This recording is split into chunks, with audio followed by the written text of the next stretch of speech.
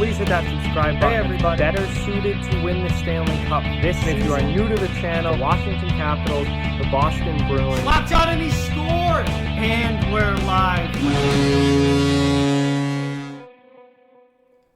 Hey everybody, so we have a couple trades from yesterday to talk about involving the New Jersey Devils. Here we are 1 week away from the trade deadline and things are already starting to ramp up on the market. New Jersey moving Andy Greene to the New York Islanders and Blake Coleman to the Tampa Bay Lightning, both trades happening yesterday. Before we fully get into the video, I just quickly want to remind everyone to hit that thumbs up button if you haven't already. Those likes really do go a long way. And if you are new to the channel, please subscribe and follow along for all my hockey content. So, trade deadline, week away. New Jersey, clearly a team that is selling at this point, not the year that they were hoping to have. And they're going to be looking to acquire assets and future pieces for players on the roster now. And that is exactly what they started doing yesterday.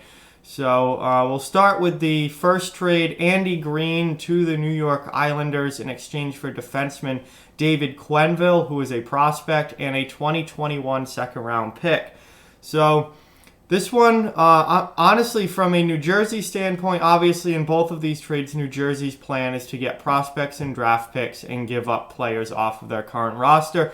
For the Islanders, this one caught me off guard. I was a little surprised to see this because I did not think that the Islanders would be looking to necessarily add defense at the deadline this year. I thought the Islanders would be looking for a scorer. They'd be looking to add offense. That is the biggest issue on that Islanders team is goal scoring. They don't have enough goal scoring, and I thought that that's something they'd be looking to address. Now, there's still a week left before the deadline, so we certainly could possibly see more moves from the New York Islanders. I would not necessarily be surprised if we do. I think the Islanders are still in the market for a scorer. But them adding a defenseman, I think, is a little bit of a surprising move. But they've added Andy Greene, who's 37 years old, veteran guy, been around the league a long, long time.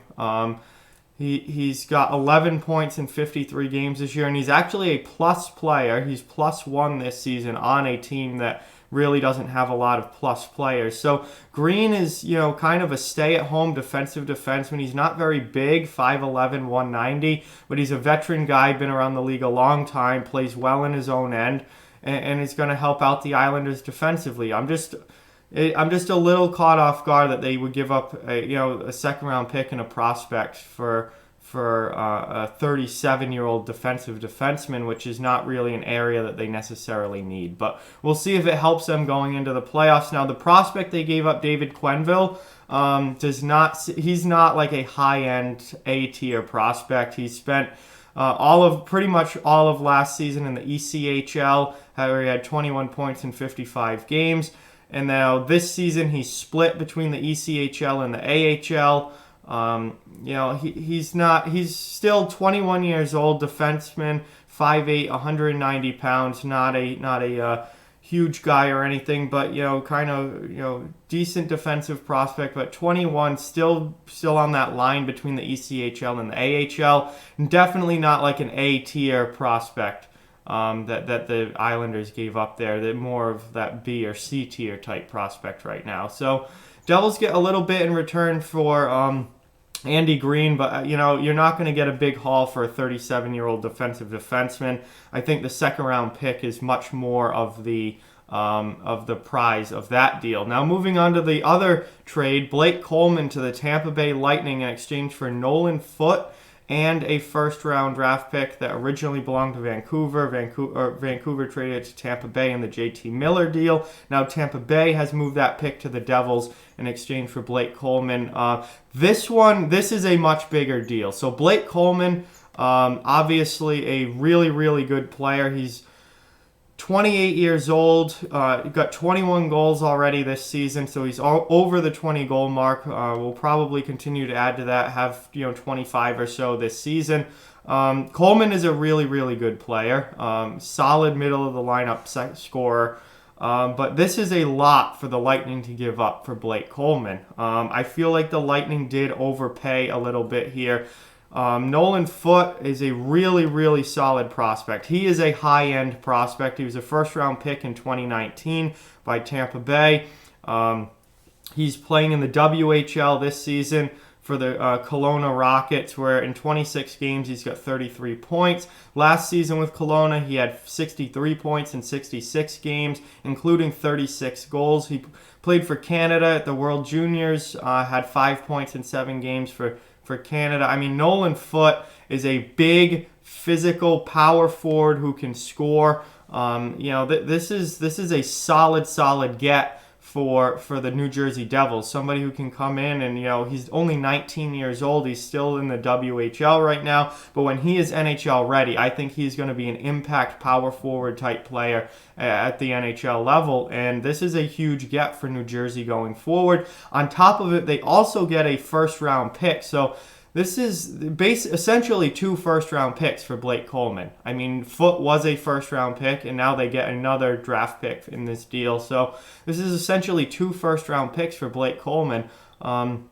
It's a huge haul in return for New Jersey. New Jersey did a great job getting as much as they're going to get out of Blake Coleman with this deal. And I like Coleman a lot as a player, but I do feel like this is a little bit of an overpay for the Tampa Bay Lightning. Now, for the Lightning, they are, full on win now, trying to win the Stanley Cup this year. I don't think they're all that worried about overpaying for, future assets for winning right now. They are trying to win right now. They are all in on, even just this season. They are all in on this season trying to win the Stanley Cup. They have a great team again this year, and we'll see how the playoffs go, but they are definitely all in on winning this season. And Blake Coleman, I think, really, really fits the Tampa Bay Lightning well, and I think that's one of the biggest things that almost makes this trade worth it for the Lightning is Blake Coleman fits in with Tampa Bay so well. He's a high-energy player. He's a scrappy, feisty guy from time to time, and he can add a lot of offense as well. He's already got 20 goals this season. We know he's a decent secondary goal scorer, somebody who's going to be on the second or third line and provide a lot of offense. And Tampa has a lot of players like that. In a lot of ways, he's a very similar type player to, say, an Alex Killorn or a Anthony Cirelli or even a Yanni Gourde. Somebody who has offensive ability, can produce offensively, can score goals, can score points, but also has that feisty side to them, that scrappy, high energy, high effort type of work ethic and play. And Coleman fits that to an absolute T. I'm a huge fan of Blake Coleman. So for Tampa Bay, I think he fits into that group and into that lineup really, really well. And I think they are going to benefit from having him, whether he's probably going to play on the third line in Tampa, but maybe second line. He's going to be in the middle of that lineup somewhere, and I think he's going to be a really, really solid player for them. But for New Jersey, wow, what a return for Coleman.